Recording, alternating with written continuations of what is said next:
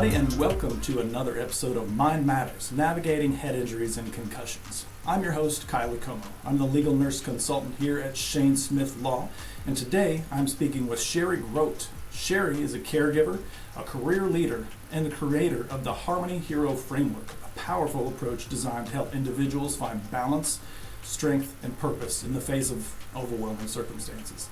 As a devoted caregiver to her husband after his traumatic brain injury, Sherry knows firsthand the chaos and the heartbreak and the uncertainty that come with navigating recovery while also managing a career and caring for her own family. Her own journey through caregiving and corporate leadership inspired the Harmony Hero Initiative, where she empowers others, especially caregiver leaders, to embrace both their personal responsibilities and their professional goals with resilience, clarity, and grace.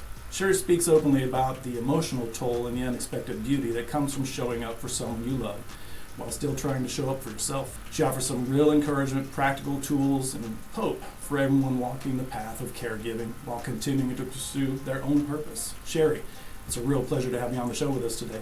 Thank you so much. It is an honor to be here today. I am looking forward to this conversation. Yeah, we are too. I know our audience is going to really enjoy this talk. So with that, Sherry, given the breadth and depth of your experiences and knowledge, I really would like to make this interview a two-part discussion. So to our audience, make sure you subscribe to our channel and turn on your notifications so you'll know when part 2 drops. All right, Sherry, let's go. Absolutely. So in a nutshell, I have had the unique experience of waking up one day and my husband had a brainstem stroke. And for those in your audience who are familiar with that, you'll know that is almost always fatal. So he is a walking, talking miracle. He still drives. He is so much more than he should be in this day and age.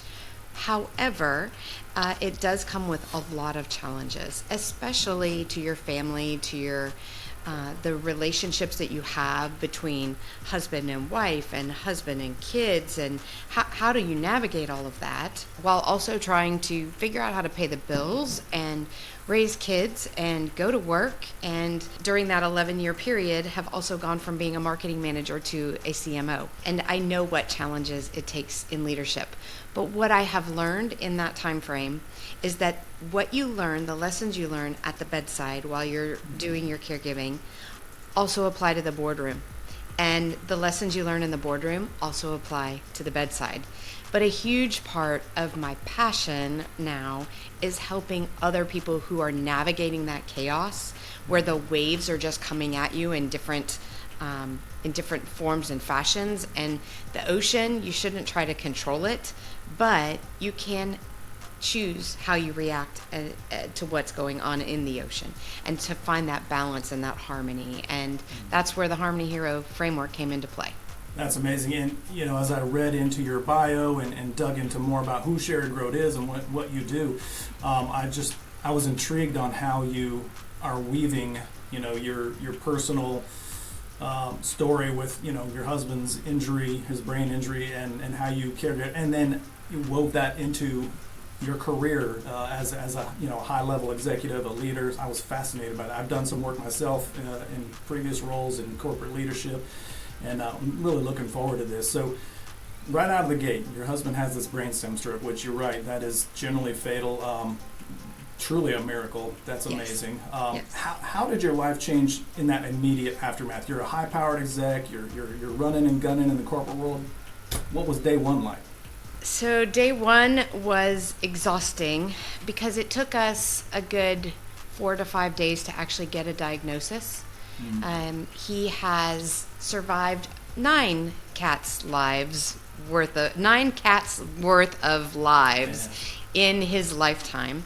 And he actually has had a pacemaker that was no longer being used for another condition that he had, unrelated to the TBI that he sustained. However, we couldn't get the MRI, so they couldn't tell us. But I will say the neurologist in the emergency room called it from the moment he saw him that it was a brainstem stroke. I don't know how he knew that.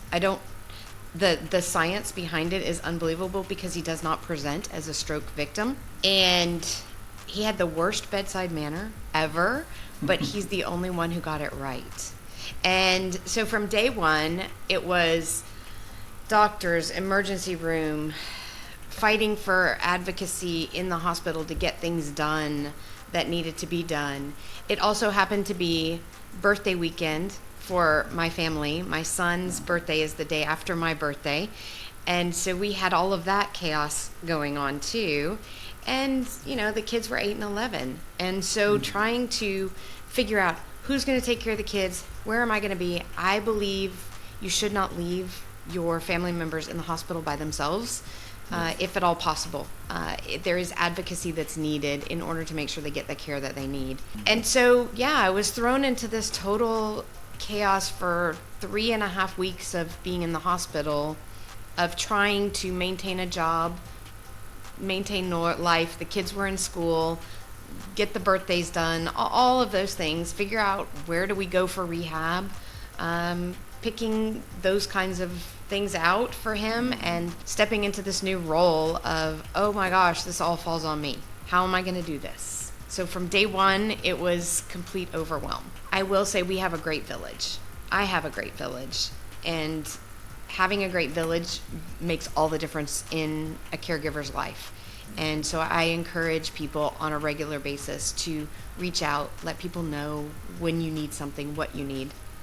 And you asked me about the beginning and how did that look?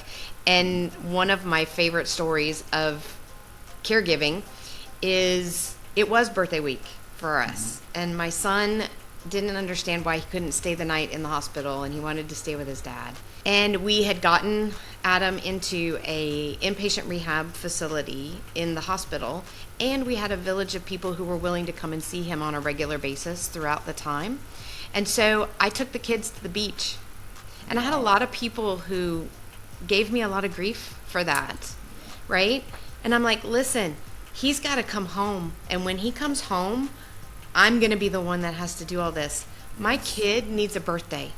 And so my best friend took us to the beach, and we hung out with our best friends, and we had a great time at the beach to take the calm before the storm, because the storm was coming, right? And I knew that. I had enough foresight to know that. And I'm so grateful that we did that. I love that part of your story that you just told. As if any of our listeners have listened to our show for long enough, they may recall that my background is in the neurosurgical ICU as a bedside nurse, and we would often say those things to patient family members. Look, they're here in the ICU with us or in the hospital. They're being taken care of in the best way possible, 24/7. You're going to need to be on your game when you're a patient, when your loved one comes home, and then they're going to be relying completely on you. We're not going to be there. It's going to be you. So you need to invest in yourself. What a powerful message right out of the gate. I'm so glad you said that.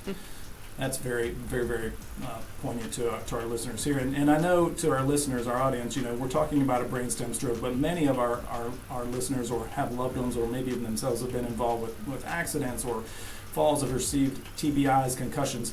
Some of these symptoms and the way you care for them are very, very similar. And some of the issues you're going to face are very, very similar. So I think, again, Sherry's story is so connected to most of our audience here. So really, again, appreciate that. Your discussion on how you balanced and reconciled those roles as, partner, marriage partner, parent, career professional during those early chaotic days was really impactful. In what ways did caregiving kind of affect that sense of identity and purpose you had, like inside and outside the home? So I call it dual identity. The world wants you to fit into boxes, and I believe wholeheartedly that we were created to be whole human beings, and you don't have to be defined by just one, and your identity doesn't have to be defined by just one. And I have been learning through the last 11 years to bring them together and realize that it's okay to bring my caregiving self to work and to bring my CMO self to home.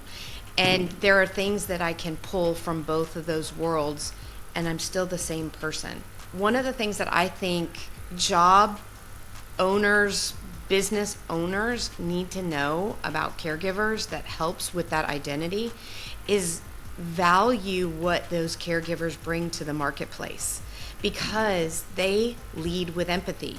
They deal with a lot on their plate. And if you value them, see them, encourage them, they will be your best champions in the workforce because they're going to care about people. And in an artificial everything world that we're in right now, we still are dealing with human beings. And caregivers know more than anybody else what a kind word, what a comfortable, inviting, approachable spirit will do for somebody else. And our businesses need that in the workplace. Our leaders need to lead with empathy in the C-suite. You do not have to separate your identities. And I believe that was a false lie that I believed for a long time. And I tried to compartmentalize. But it's really hard to compartmentalize when you're running board decks and board meetings from a hospital room or in an EEG room where they pushed me off to the side and gave me a quiet space to do meetings that I've had to do, right? When I've had to give presentations and things like that. It's really hard to separate yourself like that. So show up, integrate all of life, and bring both skill sets to both sides of your life. There's no need to have a dual identity. Yeah, 100% agree. I love, you're highlighting that people who have been through those experiences, yes, they are honed. That empathy is honed. I think they also bring a new strength. Those that have been able to come through successfully are shouldering that they've learned things that maybe things nowadays, the troubles you face now, don't look so troubling compared to the things you've been going through. So you bring a much more enhanced strength with you, I believe, professionally to everything you do. So love what you just said. What were some of the biggest misconceptions that you or even others might have had about what it means to be a caregiver, especially for a loved one with a brain injury?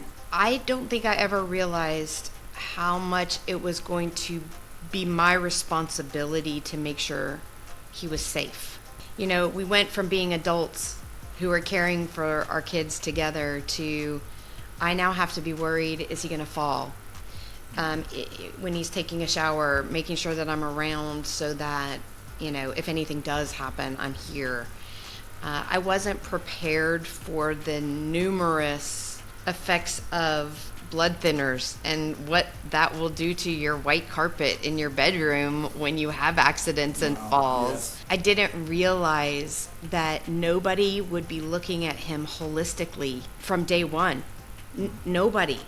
And for 10 years, we were on medications that they weren't doing any good anymore, but they also caused falls. And so I've had to shift my caregiving skill set across the 11 years because we're in a different space than we were when we first started. I don't think I was prepared for any of that. And I'll be completely honest here too, because I think it's really important for caregivers, especially if it is for a spouse. I have several friends who have spouses who have TBIs, and from different things, one from accidents and or from just life. I don't think I expected my life to change in my marriage as much as it has. And I think that's something that we don't talk about a lot. And caregivers need to know that that's okay. It's okay. But you have to find ways to work through that.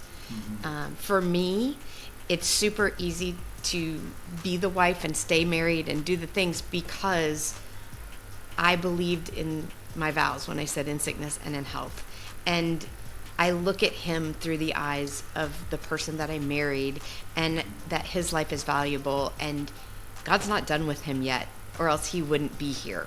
So, but it's still something that needs to be grieved and talked about. And those are all things I don't think I had no clue. Let's just put it that way. I had no clue day one that that's what life would look like.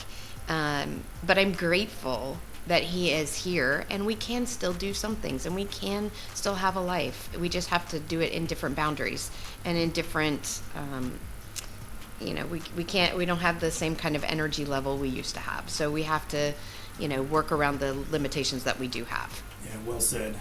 And the openness, the vulnerability is always so appreciated, especially here on this show. Again, our audience listening, I think, needs that. So many of the survivors or others who have brain injury, within their family, speak of the same thing, and I think that's so needed. So thanks for that reminder. Were there I'm thinking that this has had to have taken an incredible emotional toll, and that burnout that people hear about is I'm sure very real to you. How did you prevent that or get over those sorts of things as you juggled these massive care responsibilities with your work and your family? There's a lot of things that come into play. One is spending regular time with my friends. I have a best friend that's been my best friend since we were 14 and 15. She's the one who took me to the beach immediately during the first 3 weeks. And, we spend time together. She has a special needs son, so we suffer some of the same circumstances, we just have challenges that go along with that. And so we spend time together. And sometimes that's better than therapy. Actually, I think most of the time it's better than therapy. Just having somebody who understands, has fun with you. You can remember that there's more to life than, right? What you're dealing with on a regular basis. Finding space for myself. I started with a personal trainer pretty much from day one. I got in the gym. And so I was in the gym 6 days a week. I would love to say I am still really great about that, but I'm now somewhere between 3 and 6 times a week. But I think it's so crucial. It's not that you can prevent things from happening to you, but you need to be strong. You need to be physically strong, mentally strong, and those things help you deal with the overwhelm.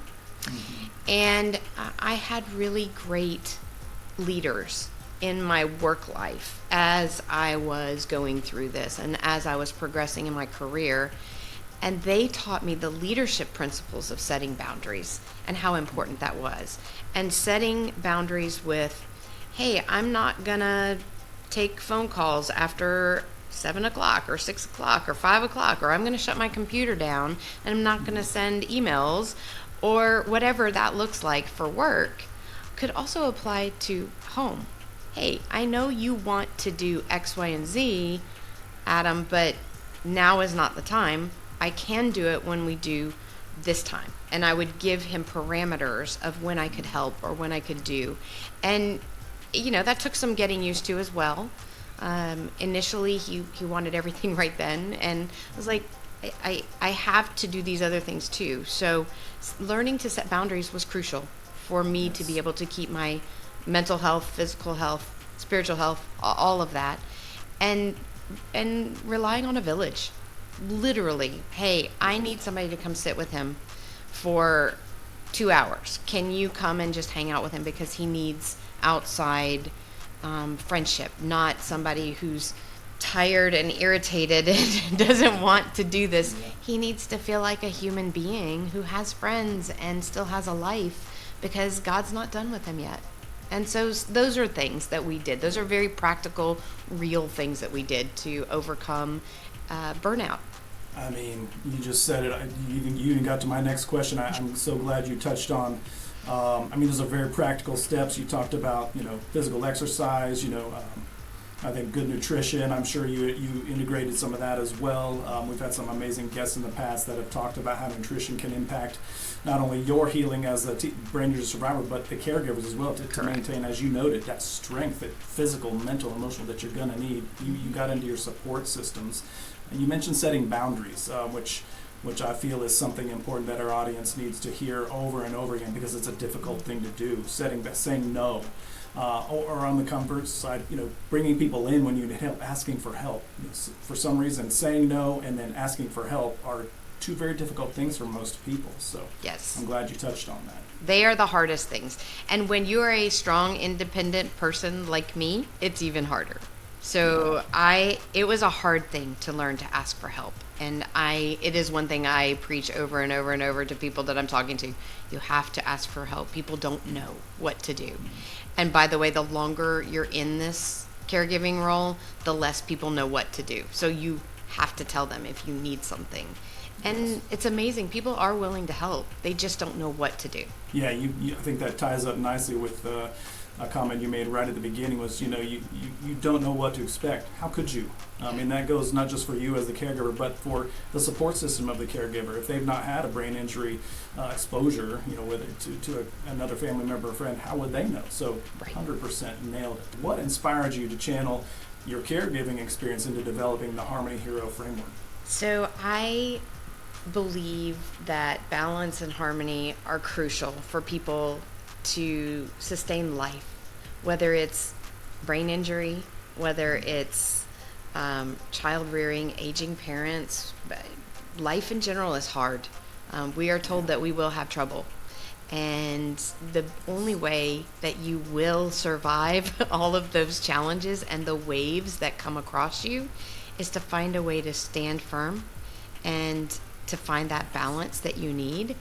And so I sat down last year and I was like, I want to help other people figure out how to walk through this life, because I didn't go through it for nothing. And I just asked God, what do you want me to do with this?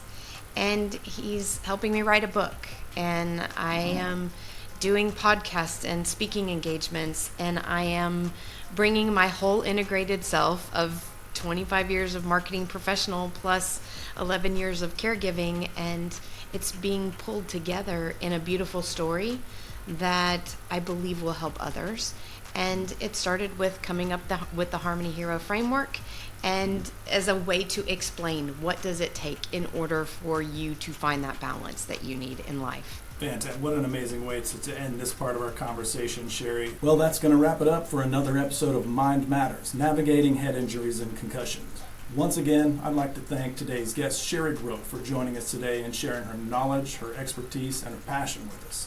You can find more about Sherry's work with the Harmony Hero Initiative on Facebook, Instagram, and LinkedIn, as well as on her website, theharmonyhero.com. I hope that our audience has enjoyed this enlightening discussion and is leaving with a real appreciation of living, loving, and thriving in the midst of brain injury.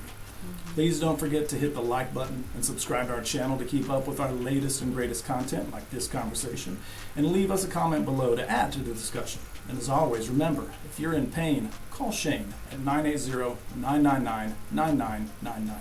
Thanks for listening. In pain, so I call Shane. 980-999-9999. In pain, call Shane.